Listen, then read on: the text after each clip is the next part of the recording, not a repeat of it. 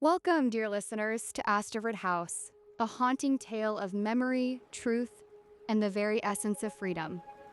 In our world, there are places built to shelter, to nurture young souls, but sometimes that very shelter can be a cleverly disguised cage. Join Elena Marrow, a 31-year-old woman striving to bury her past, as she returns to Asterford House, an isolated academy perched on the rugged cliffs of a remote northern coast. Here, Elena and her friends grew up believing they were special, destined for a noble purpose. But when old friends unexpectedly re-enter her life, memories thought long dormant resurface, bringing with them agonizing questions about the true nature of the institution, about mysterious whispers, and about a fate predetermined. Asterford House is not merely a story about a mysterious school, it is also a journey of self-discovery, of friendship, love, and the struggle to find the true meaning of life when everything you once believed crumbles. Is memory merely a source of pain? Or can it also be the strength to confront the truth and shape our own future? Listen now and uncover the secrets hidden behind the stone walls of Asterford House. Elena Marrow had cultivated a life of quiet corners. Her small apartment, nestled above a bakery in a town far from any coast, smelled perpetually of yeast and vanilla, a comforting, if cloying scent that anchored her to the mundane. At 31, she moved through her days with a deliberate, almost practiced anonymity. Her work as a librarian suited her perfectly. The hushed reverence of the stacks, the predictable rhythm of cataloging, the gentle rustle of turning pages. Each book was a world she could enter and leave at will, a safe distance from the one she had once inhabited. She had learned to treat memory like a delicate, potentially dangerous artifact, best left undisturbed, behind glass, admired from a distance. The past, specifically the past that had unfolded within the gray stone walls of Asterford House, was a landscape she had meticulously walled off. Not forgotten, never truly forgotten, but carefully compartmentalized, its sharp edges dulled by years of disuse. She believed she had succeeded. She believed she was safe. The call came on a Tuesday, just as the last rays of autumn sun were slanting through the library's tall windows, illuminating dust motes dancing in the air. The caller ID displayed an unfamiliar number, one she almost let go to voicemail, but something, a flicker of intuition perhaps, made her answer. A voice, familiar, yet aged, crackled through the receiver. "Elena? Is that really you?" Elena's breath hitched. The name, spoken with that particular inflection, was a key turning in a lock she thought, long rusted shut. "Mara?" she whispered, the name feeling foreign on her tongue, a relic from another lifetime. "It's me," Mara Vale confirmed, a brittle laugh following. "God, it's been, 15 years? More? 15 years. A lifetime." Elena's carefully constructed piece began to splinter. Mara, with her sharp wit and even sharper edges, had been her closest friend, her fiercest rival, her mirror in the strange, isolated world of Asterford. To hear her voice now was like a sudden, unexpected gust of wind tearing through a long-closed window, bringing with it the scent of salt and distant storms. Mara's story spilled out in hurried, breathless sentences. She was in town just passing through, but she'd seen Elena's name on a local library website, a small article about a community reading program. She wanted to meet, just for coffee, for old time's sake. Elena's first instinct was to refuse, to politely decline, to offer an excuse, to retreat back into the quiet sanctuary of her present. But the word Asterford hung unspoken between them, a heavy, invisible presence. The pull of shared history, of a past so singular and profound, was a current too strong to resist. It was a part of her, woven into the very fabric of her being, and Mara was a living, breathing thread of that tapestry. "Okay," Elena heard herself say, the word feeling both alien and inevitable. "Okay, Mara. Coffee. Tomorrow." As she hung up, the library seemed to darken around her. The comforting smell of old books and baking bread was suddenly overshadowed by the phantom scent of the sea, the chill of the wind off the cliffs, and the unsettling echo of a past she had tried so desperately to outrun. The uninvited past had arrived, and Elena knew with a sinking certainty that her quiet life was about to become very loud indeed. The cafe Mara suggested was a bright, bustling place, a stark contrast to the hushed reverence of Elena's library. Sunlight streamed through large windows, glinting off chrome and ceramic, and the air hummed with the cheerful clatter of cups and conversation. Elena arrived early, choosing a table tucked away in a corner, hoping to minimize the inevitable spectacle of their reunion. She ordered a black coffee, its bitter warmth a small comfort against the tremor in her hands. When Mara walked in, it was as if a spotlight had found her. She hadn't changed as much as Elena had expected. Her hair, still a vibrant auburn, was styled with a casual elegance, and her eyes, the same piercing green Elena remembered, scanned the room with an almost predatory confidence. She wore a tailored coat that spoke of expensive fabrics and a life lived with purpose. There was a faint line of weariness around her mouth, a subtle tightening that hinted at battles fought, and perhaps not entirely won, but it was easily missed beneath her dazzling smile. "Elena Marrow," Mara said, her voice a low, husky purr as she approached the table. "Still hiding in plain sight, I see." Elena managed a weak smile. Mora Vale, still making an entrance. The initial conversation was a delicate dance around the edges of their shared history. They spoke of surface things. Mara's travels, Elena's quiet life, the innocuous details that filled the void between two people who once knew each other intimately but had become strangers. Yet, beneath the polite chatter, Elena felt the familiar currents of Mara's personality. The quick wit, the effortless charm, and the subtle, almost imperceptible way she could make Elena feel both seen and slightly off balance. "So," Mara said, stirring her latte, her gaze suddenly intense, "I suppose you've heard about Jonas." The name hung in the air, thick and heavy. Elena's heart gave a jolt. She hadn't heard. She had deliberately avoided hearing. Jonas Reed, the awkward, quick-tempered boy who had ignited a quiet, persistent flame in her adolescent heart. The thought of him after all these years was a fresh wound. "He's back," Mara continued, oblivious to Elena's internal turmoil. "In the country, I mean. I ran into him last month, completely by chance, at some dreadful art exhibition opening. He looked like Jonas. A bit more weathered, perhaps? Still has that intensity in his eyes." Mara paused, taking a sip of her coffee. "He asked about you, you know. Said he wondered what became of the quiet one." A faint, almost imperceptible smirk played on Mara's lips. "I told him you were probably still reading books in a quiet corner somewhere." Elena felt a flush creep up her neck. Mara had always possessed an uncanny ability to peel back her layers, to expose the raw nerves beneath. "And what did you tell him about yourself?" Elena asked, deflecting. Mara shrugged, a practiced, dismissive gesture. "Oh, the usual, flitting from one thing to another, trying to make sense of it all." Her gaze drifted to the window out at the bustling street. "It's funny, isn't it, how we all ended up after Asterford." The word, spoken aloud, was a physical presence in the cafe. It brought with it a sudden, vivid image. The pale cliffs of the northern coast, the relentless gray sea crashing against them, the imposing, almost sentient stone of Asterford House. Elena could almost taste the salt on the wind, hear the distant cry of gulls. The memory was sharp, unbidden, and utterly consuming. Mara's voice, softer now, pulled her back. "He's still got that temper, you know, but it's different, more contained, like a fire banked, not extinguished." She looked back at Elena, her green eyes holding a flicker of something Elena couldn't quite decipher. "I think he'd like to see you, Elena. He seemed lost." The word resonated with Elena.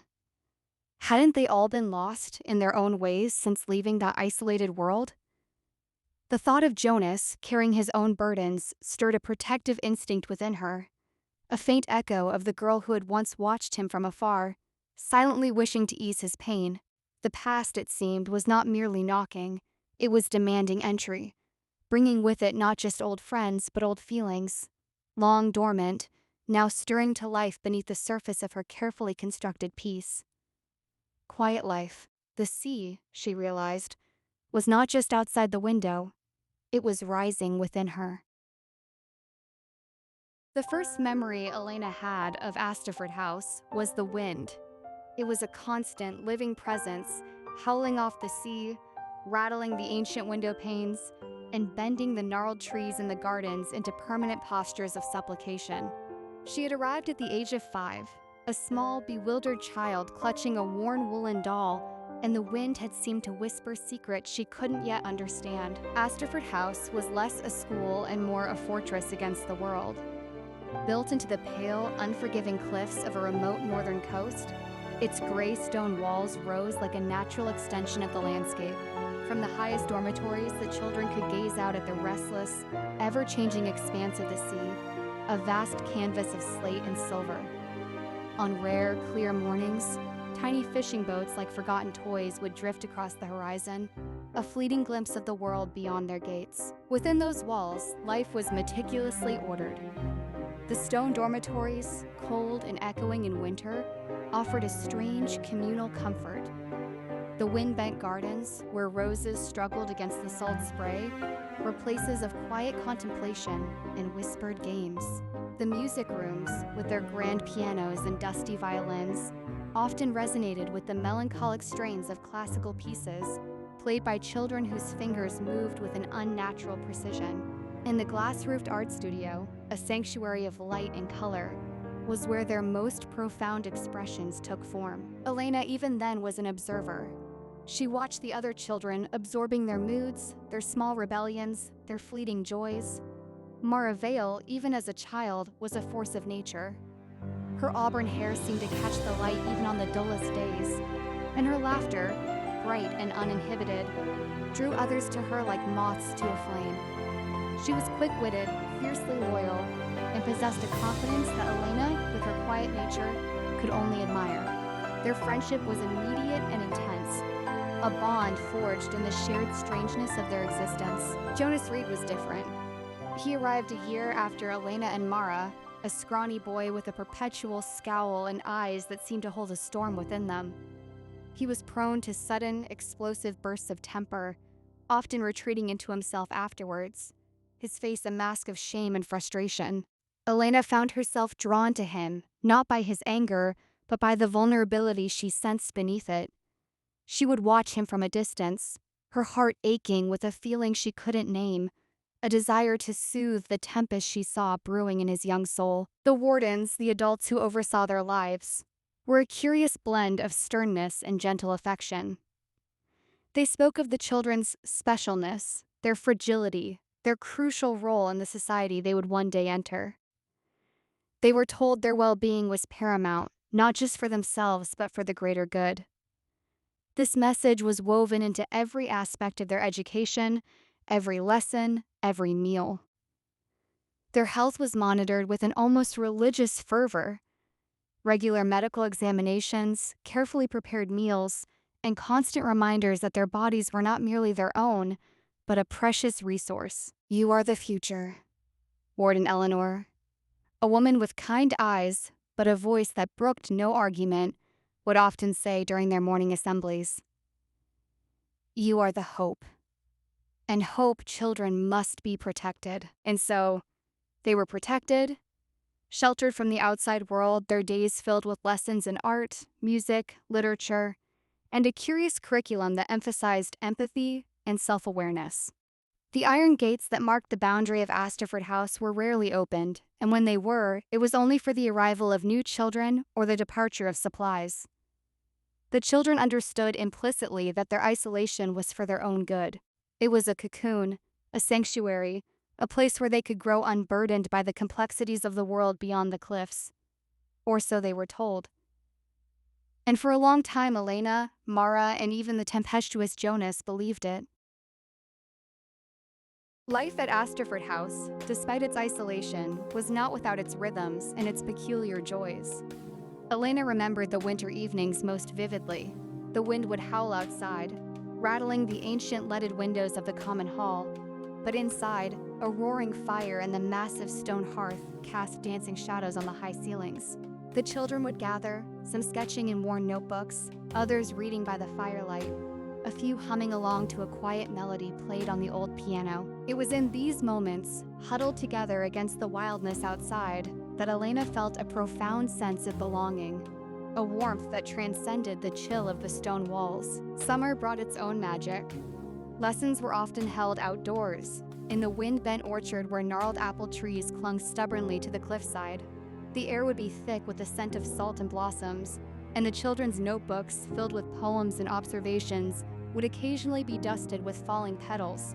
Elena, Mara, and Jonas would often seek out a secluded spot beneath a particularly ancient tree, sharing whispered secrets and dreams that felt impossibly vast within their small world. Their friendship deepened in these shared moments. Mara, ever the storyteller, would spin elaborate tales of mythical creatures living in the sea, beyond the cliffs, her voice captivating, her green eyes sparkling with invention.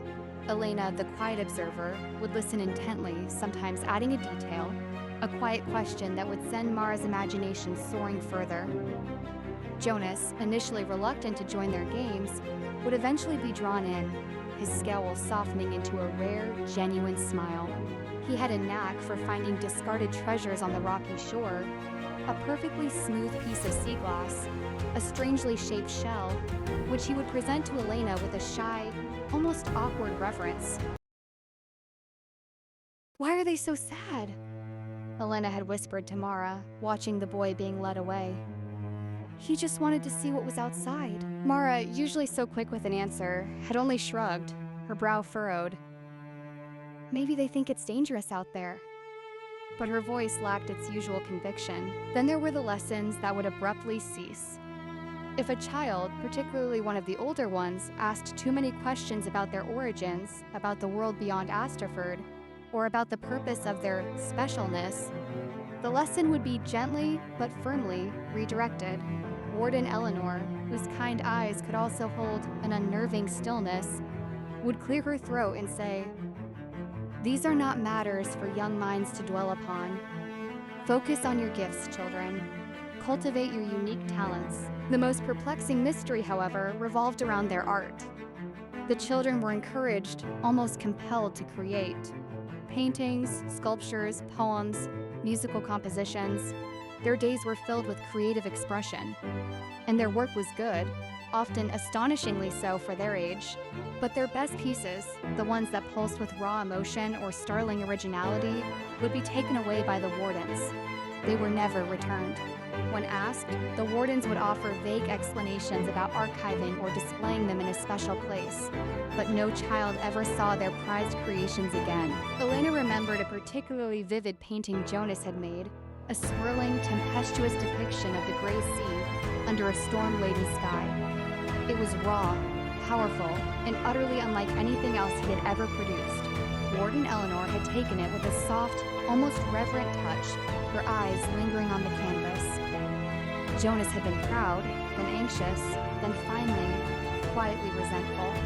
When weeks turned into months and his painting remained absent, "They're using it for something," Mara had declared one evening, her voice low and conspiratorial as they sat in their dormitory, the wind rattling the windows. "They don't just archive things. They're doing something with our art." Elena had shivered, a prickle of unease tracing its way down her spine. Jonas, who had been listening silently, finally spoke, his voice unusually quiet. "They're proving something about us." His words hung in the air, heavy with unspoken implications. They were children, sheltered and nurtured, but a seed of doubt had been planted. The idyllic facade of Asterford, once so comforting, now seemed to shimmer, revealing faint, unsettling cracks beneath its surface. The whispers of the wind outside no longer sounded like secrets, but like warnings. As the children grew older, the subtle dissonances at Asterford House began to coalesce into a pervasive sense of unease. The whispers that had once been confined to the dormitories now seemed to permeate the very stone of the building. The most persistent of these rumors revolved around the purpose of their art. Why were their best pieces confiscated? What was being proven about them? The answers, or lack thereof, fueled a quiet paranoia. Then there were the disappearances. Not permanent ones, but temporary absences that left a chilling void. A child would be gone for a week, sometimes two, and then reappear, pale and subdued. Their eyes would hold a distant, haunted look, and they would speak in hushed tones, if they spoke at all, about a special visit or further assessment. Elena remembered one boy, a bright, boisterous artist named Finn, who returned from such an absence with a tremor in his hand that never quite left him, and a newfound aversion to the art studio he had once loved. One crisp autumn afternoon, Elena was sketching by the cliff edge, the wind whipping her hair around her face. She had found a sheltered alcove, a place where the roar of the sea was muted and the world felt momentarily still. She was absorbed in capturing the stark beauty of the gulls circling overhead when she overheard voices from just around the bend in the path. It was Warden Eleanor and another, younger warden, their voices low and urgent. "Can't keep them in the dark forever, Eleanor," the younger warden was saying, her voice laced with frustration. "They're getting older. They're asking questions we can't deflect much longer. And what would you have us do, Clara?" Eleanor's voice was weary, tinged with a sadness that Elena had never heard before. "Tell them the truth? Tell them they are what they are. That their lives have been meticulously planned, every moment accounted for, every future already written?" A cold dread seeped into Elena's bones. She froze, her charcoal poised above the paper. Planned? Accounted for? Written? And they deserve to know, Clara insisted, her voice rising slightly. They deserve to understand why they are here, why they have been kept from the world. And shatter their peace? Eleanor countered, her voice sharp now. Destroy the very foundation of their existence? They believe they are special, Clara. They believe they are valued. What happens when they learn the true nature of their value? The conversation continued, but Elena heard no more. The words echoed in her mind, a terrifying refrain. True nature of their value. It was a phrase that twisted the comforting narrative of Asterford into something grotesque. The specialness they had been taught to cherish, the protection they had been given, it all suddenly felt like a gilded cage.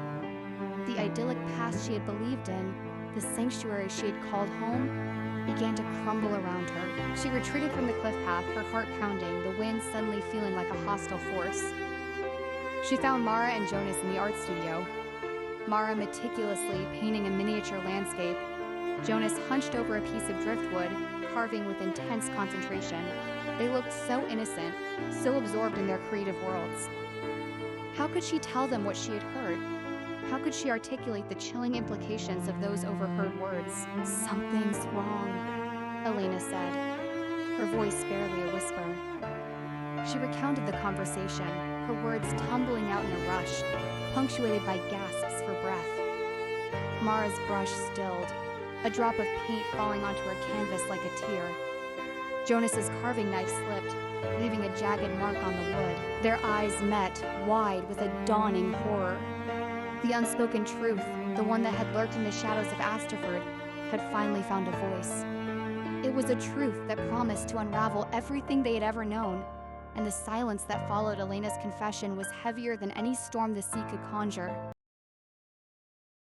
They spent hours poring over old textbooks, searching for clues, for any mention of institutions like Asterford, for any hint of the purpose Warden Eleanor had alluded to.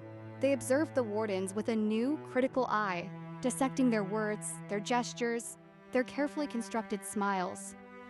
Every lesson, every medical examination, every piece of art taken away was now viewed through the lens of suspicion. One blustery evening, huddled in the deserted art studio, the scent of turpentine and old canvas heavy in the air, the three friends finally broke their individual silences. The wind howled outside, mirroring the storm brewing within them.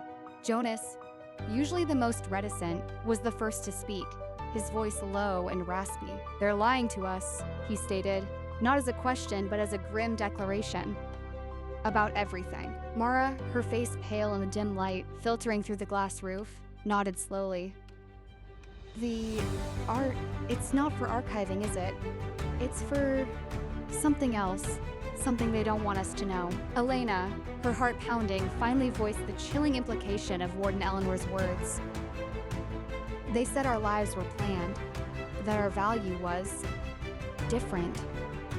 She looked from Mara to Jonas, her eyes pleading for an explanation, a denial, anything to dispel the growing horror. What does that mean? What are we? Jonas slammed his fist lightly on a nearby easel, the sound sharp in the quiet room. I don't know, but I'm gonna find out. His eyes, usually clouded with anger, now burned with a fierce determination. We all are. It was a pivotal moment. The individual anxieties and suspicions that had gnawed at them in isolation now merged into a collective resolve. They were no longer just children living in a strange school. They were conspirators, bound by a shared quest for truth. The innocence of their childhood had been irrevocably lost, replaced by a grim understanding that their lives and their very identities were built upon a foundation of secrets. The path ahead was uncertain, fraught with danger, but for the first time they faced it together, their bond solidified by the chilling realization that the idyllic world of Astaford House was in fact a meticulously crafted illusion, and they were its unwitting captives. The coffee shop, once a symbol of Elena's carefully maintained normalcy, now felt like a stage for a drama long overdue. Mara sat opposite her, nursing a second latte, her usual vibrant energy dimmed by a palpable weariness. Jonas, who had arrived shortly after Elena, occupied the third chair, his presence a quiet anchor. His eyes, though still intense, held a new depth, a sadness that Elena now recognized as a shared burden. So, Mara began, her voice softer than Elena remembered from their youth.